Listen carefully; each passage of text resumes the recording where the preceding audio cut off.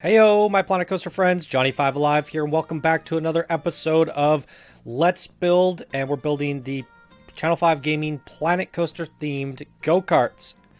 And this is part 2, so if you haven't seen part 1, go check that out. That's where we build the boarding station for it. And in this episode, we're going to be completing the entire coaster front to back in half an hour. So stay tuned, and let's check it out.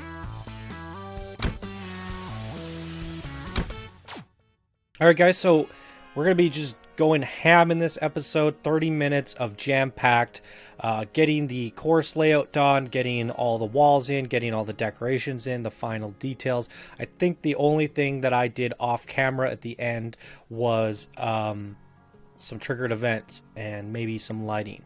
So you see me there just auto-completing the track. I was trying to figure out what exactly was 500 meters in length because that's what the competition was. You had to create a 500 meter coaster. So I was doing my design and I realized, oh god, I can't really see because it's very choppy for me on my end. What you guys are going to see is much cleaner. I haven't pre-rendered anything in Adobe, so it stutters around. I could see kind of a slideshow of what's happening, but I can't quite see the numbers. But from my memory, I was looking at it going, oh boy, it's pretty much already 500 meters. And it basically just comes out of the station, wraps around the back, and then it wraps around the front over a bridge and comes out. So I was like, I got to get my Hellion loops in because I wanted the track to go through 2 Hellion rings. I thought that would be a nice design to it all. The Hellions are very curvy, and they have these carts on them that are like coaster trains, and that kind of, to me, with the ring, represents the whole planet coaster with the coaster going around the world. So the rings kind of needed to be, well, they didn't need to be, but I felt like they were a good representation or implementation to help sell that theme. And it was also, I've never seen anyone make a go-kart go through a ride, and we weren't able to put rides into blueprints until now. So it's very rare that we've actually seen coasters go through rides, because we weren't able to do that until the 1.2 patch. We were only able to do that in parks. So here I'm trying to add a little bit more length to the go-kart track, and I was just thinking what kind of interesting bends, how can I stretch this a little bit further? I wanted to have something interesting, and I just kept on deleting stuff and adding length and trying to figure out where can I trim some length and where can I add some length. And then the idea came to me, like, why not do a spiral? And that's what I do here. And I end up shaping that down, trimming it down, and then we're going to incorporate that into a building. So it's kind of like it's like one of those spirals that takes you into a parkade or something. It's going to have walls, and it's going to be closed off, and it's going to be going around a pillar. So I thought it was pretty cool. And then the Hellions were kind of far out. I knew I wanted to add some buildings in between and some structures in between, but right now it's a little bit pulled out. I want to compact this thing as much as possible. So we're really just trying to shape up that go-kart track and circuit as much as possible, fine-tune it, trim up our areas by smoothing things and getting things as clean as possible. And what you see here is roughly the final design minus like pushing things in. Yeah, so here I am, I'm pushing it in a little bit more, and I realized that I didn't need to have that much space in between the Hellion rings and the go-kart tracks. Now, I might even move this again later or I might have just nailed it perfectly. I can't quite remember, but I wanted to have a building in between the Hellion rings and in between that first dodgy area of the go-kart track where you're going left to right, left to right. And yeah, you can see it there. I'm trying to incorporate a building, and I'm realizing I don't have quite enough space. So it was a lot of fiddling, and then I decided I would duplicate my building, rip off the front panel, and see what I can do from there. My technique here was a little bit sad. I realized later, like, I'm just not in the flow of building lately. And when you get into that efficiency mode, you realize, hey, you could just build like one side and duplicate it. And it doesn't always work, because when you duplicate, rotate, things are, especially with the way you build with the Planet Coaster theme, you have to use a front of the grid and a back of the grid, if that makes any sense. So there's a line, you have to build in front of it and behind it. If you rotate and flip, everything's gonna be off. So you're gonna have to push it all into place anyways. So for this one in particular, I could have just built one side and then flipped that over and duplicated it. And I think eventually I end up doing that here. So if you're going to be doing something very symmetrical, obviously just build the front piece and then grab the whole thing, duplicate it, and flip it over to the other side.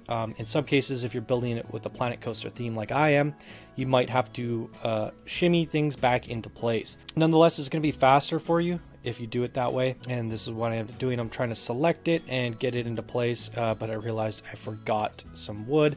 So I'm just having a little bit of a derpy moment, an inefficient moment, but we get there and we get the job done. A lot of the stuff is experimentation. I made this whole piece and I'm pretty sure I didn't even like it. So luckily you guys are seeing it at 10 times speed. Oh no, this is the one I used for the back. Okay, that's good. So I did keep this. I know I wanted to incorporate one for in between and in the middle. So that's the back side. But this is, I guess, the ride entrance. So this is a plaza / entrance way for the Hellion rides. So I was thinking about incorporating them like where you go. I had this whole thing that I did off camera where there was like, you went up into the go-kart building and a bridge went across and took you over to the Hellion area. It looked and would actually be really cool that if the guests were coming from the front of the building and they moved their way over bridges, navigated their way over the go-kart tracks and into the Hellion area, it would have been a lot fancier.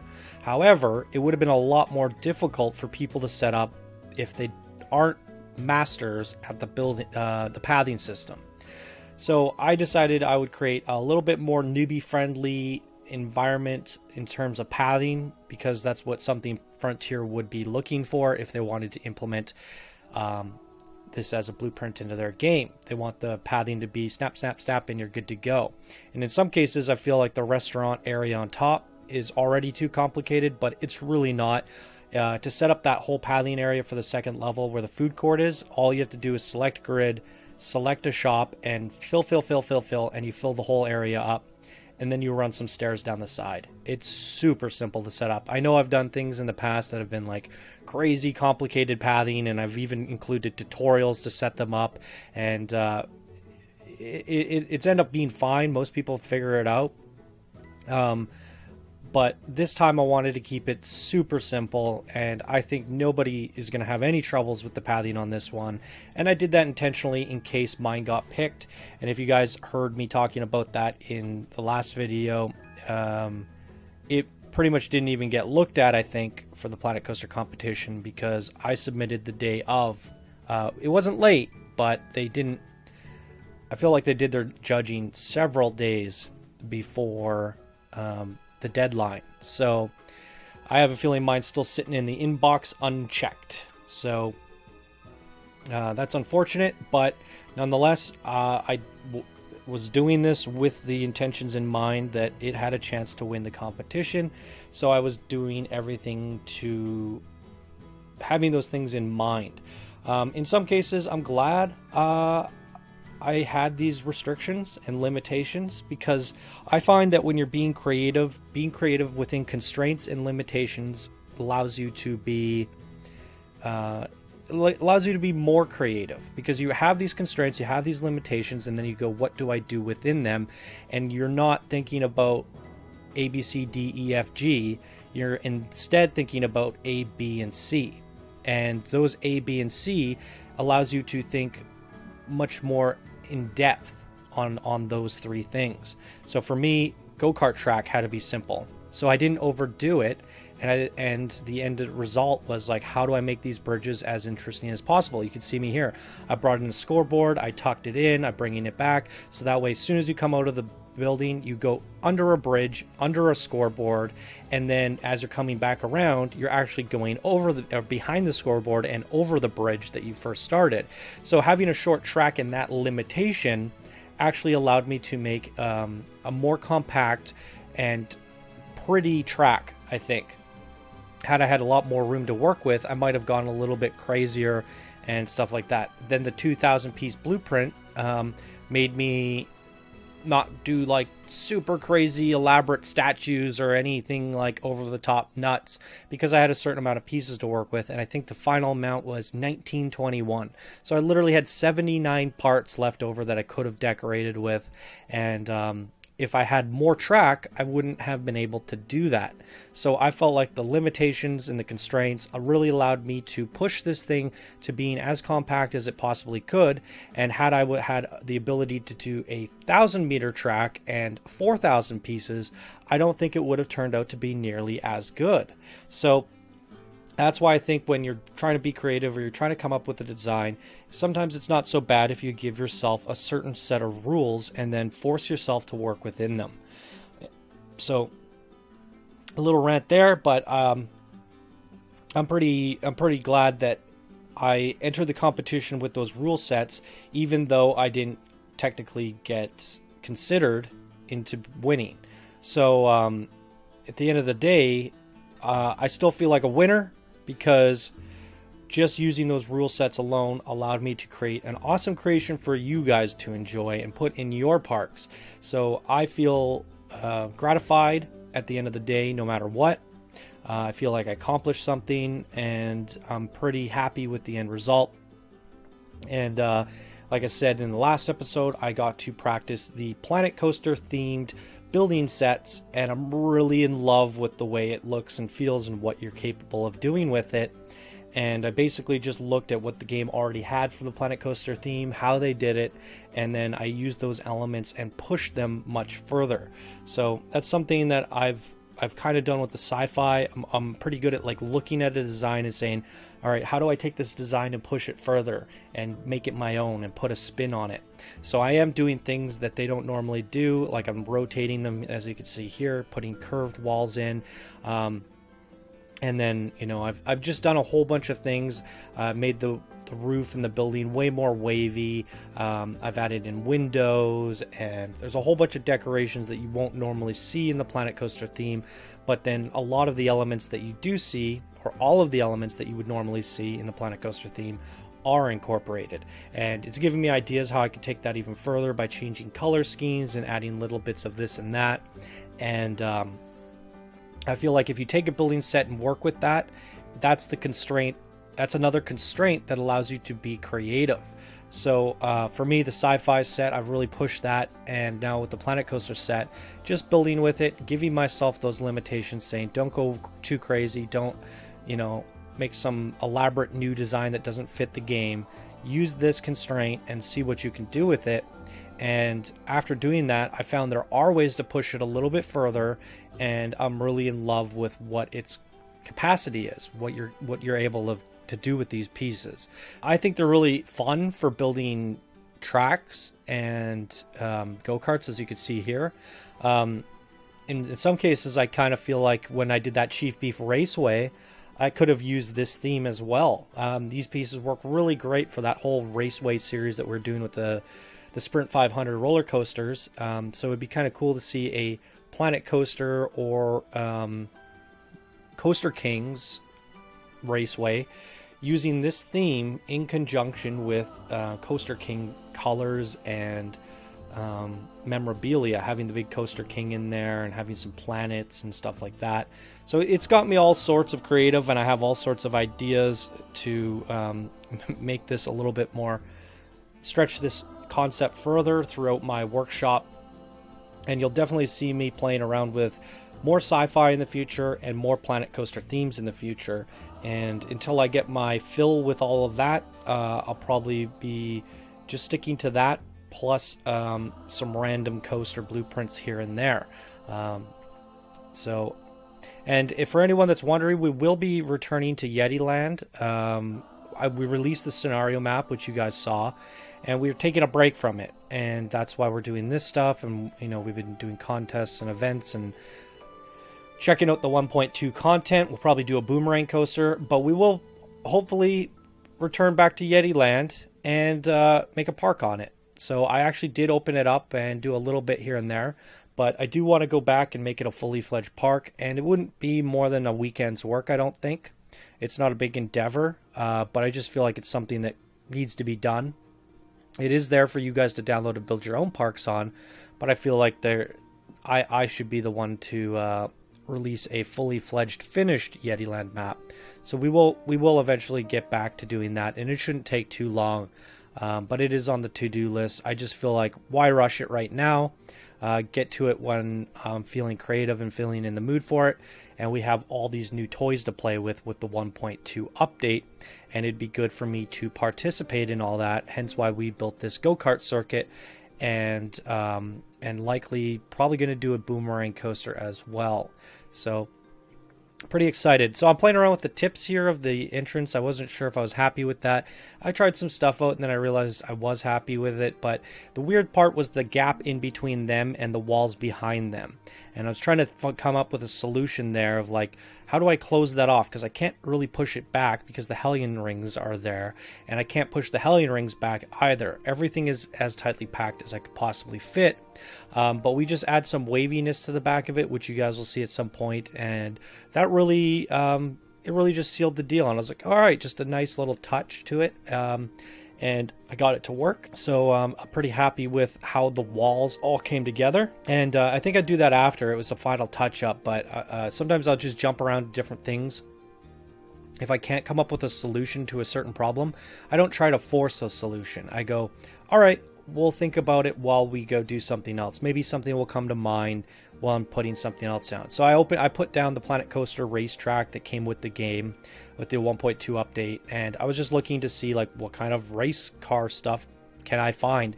I always find it hard to like look through the hundreds and hundreds of scenery items to find out like exactly, because you'll miss something. And if I just plop down something that already has all that stuff, I can literally just search the name. So I'm searching flag, or I'm searching, maybe it's not named flag, because some of the flags aren't even found if you type in flag. Some of them are called like road, I don't even know. They're not all represented as flags, or some of them are found in the scenery and some of them are found in the buildings, which is really annoying. I feel like all the props should be under scenery and all the building pieces should be under buildings. I really have no idea why they've separated the two. It's a little bit odd. So I kind of go and look at what their raceway had and then go, oh, how can I use that in mine? And I'll try and find a spot to use it. So I put the flags in, but I used my colors, white and blue. And I'm just playing around with different things. Those little girders, they're like fences. What are they called? Race barriers. See, it's technically a new fence, but they're called race barriers, which makes sense, I guess. And I'm just trying to line any track that doesn't have walls or doesn't have fences. And that's, if you guys didn't know, you could actually select a piece of track and color each track individually, and you could also put railings on those pieces of track. So I was trying to put railings on the track and color them and get the way I wanted it to look and get the feel of it all and figure out where all those fences are going to be. And from there, I will know everywhere else should just have barriers. So a good contrast between fences, walls, and barriers allowed the track to feel a certain way as you're passing through without it being too monotonous and boring and repetitive. Instead, it changes up. And then once you start adding in these little signs like turn left here and, all those little small details and touches would really make it feel like a race course. And there's lots of environmental things changing on the left and right of the driver, which makes it interesting the whole way through. And you want it to be as interesting as it can be because you're only dealing with a 500-meter track. And I have to say, 500 meters doesn't give you a lot to work with, guys, and you can't make the most interesting layout/design. You're going to do a couple turns and maybe a spiral like mine and some, left-right dodgy things, and then you got to close it off and you're done.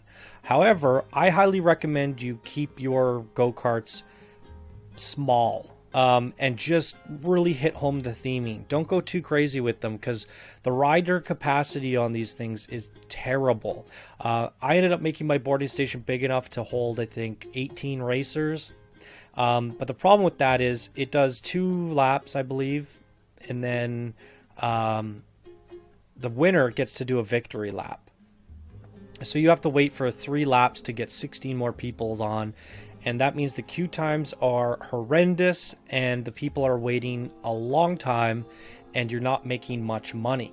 So if you have a 1,500, 2,000 meter go-kart circuit, it's actually probably going to cost you more money to keep it running than it will actually produce you money. There's a point of diminishing returns with these go-karts. I have to really test it and get a good idea for what that, I guess, money spot is. But I'd say like this go-kart here, it's a good price to put down. It's probably going to make money, and it's definitely going to pay itself off. Like, I think the uptime costs aren't that much. You just have to make sure the go-karts are always running. So the upkeep probably isn't that high, but you got to think in terms of like how much did it cost to place down and how much money is it going to bring in. Like, if you make a giant go-kart and you have to pay, $200,000 to place it, it might not make $200,000 in the first 5-10 years of it being open in the park. So to get that money back before it starts making profit is going to be a long time. So definitely try to keep your go-karts as compact as possible. Also, you don't want all these notifications where guests are tired of waiting in line or the queue is too long. And I assume that this go-kart track here is like kind of like the ideal scenario. And I'm assuming that's also why Frontier kept that limit to about 500 meters, because they knew that based off of testing and stuff like that, that there are probably problems when you get into a go-kart track that's really long. Although they could have just done that for judging purposes. They didn't want to test all the coasters if they were super long. But from the looks of things, they just looked at them. I don't even think, even when they showed off the top 5 winners, they didn't even ride the go-karts. They just looked at them. So I have a feeling it has to do with something that they wanted to put a 500 meter go-kart blueprint into the game and have it so there weren't like thousands of notifications saying guests are tired of waiting in line and things like that. Anyways, rant of the day. Moral of the story of the rant is don't make your go-karts too long, because it is bound to cause many, many problems due to capacity and wait times. I think something like this is a good amount of work, and as you guys can see here, you can spend a lot of time decorating, and I got to exactly 2,000 pieces on this. So maybe 600-700 meters or 800 meters would be a good amount, because if you want to hit 4K decorations, I could have probably decorated with another 500 pieces on the outsides a little bit and done some path work around it and things like that if I had extra pieces. But the compactness of this really allowed me to decorate it perfectly, and I feel like a 500 meter track gives you a perfect 2,000. So if you did a 1,000 meter track, you could probably get a perfect 4K depending on how compact you make it. So if you're trying to do a 4K go-kart blueprint, you're gonna have to spread out the track, because you can see how mine goes over top of itself a lot, and I think you'll be able to decorate a lot if you had the 500 meters laid out on the ground and there was no overlapping. So at that point you could stretch out that 500 meters to get 4K just fine, and your capacity would still be great. There's the sign there, and I put the devs on there. That was Lauren's idea as well. She helped me with it, and I said, well, maybe this thing needs a scoreboard. So she started playing around with a couple ideas, and she's like, oh, how about this? And so she technically made that little scoreboard and sent it to me, and I was like, oh, that's perfect. So she put the names of the devs in there. I told her which ones that I would want. Mark Cox had made a message to me on Yetiland and told me he loved the dev team loved my YouTube channel, and told me to keep up the good work. And he gave me some kind words, and he said, Matthew Priest is the creator that made all this stuff possible, and he was checking out my Yeti army and said he really liked it and stuff. And John Laws is another one of the lead artists. So I decided to put their names all on the scoreboard and then me at the bottom. And Lauren said all these times, and I thought it was hilarious that she put me like at 5 minutes. I was like 2.5 minutes below, and I got a crack up out of that. So she put those little signs together and then set the times and stuff like that. And she sent me a tiny little blueprint, and we wedged it in there, and it looks great. So thank you, Lauren, for helping me with that. And I think it looks awesome. And it fit perfectly. So here I'm doing the finish line, and I really love how this all came together. I don't know, it's a matter of luck and some stuff, but the dip going in here, the little dugout, the nook, it allowed me to have this area where, so the walls there on the inside, I end up lining them with confetti. So when you actually get to the finish line, it's just like rows and rows of confetti bombs in the center of that dugout. But then it also allowed me to put the finish sign in the dugout with some flags and some champagne bottles, and then I end up putting a chief beef at the top and a trophy on the ledge where they're looking down at the people coming in.